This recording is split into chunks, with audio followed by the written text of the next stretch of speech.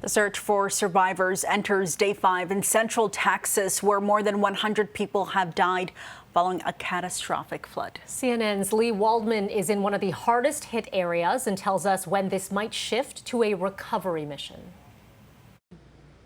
You can see some of the huge trees broken off in the Guadalupe River. These are just some of the tough conditions that rescue groups are up against, but they're saying they will not stop until every person who is missing is brought back home again.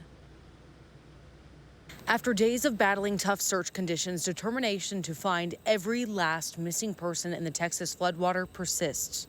It's our job never to assume or never presume that somebody's deceased.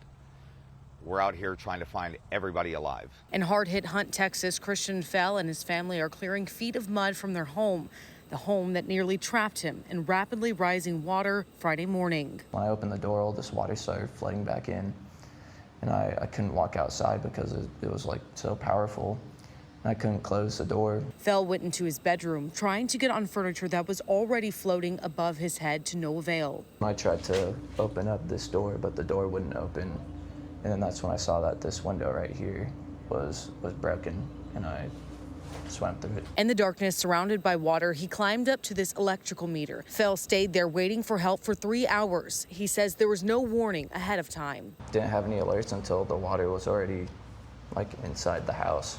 Across the Guadalupe River from Fell's home is Camp La Junta.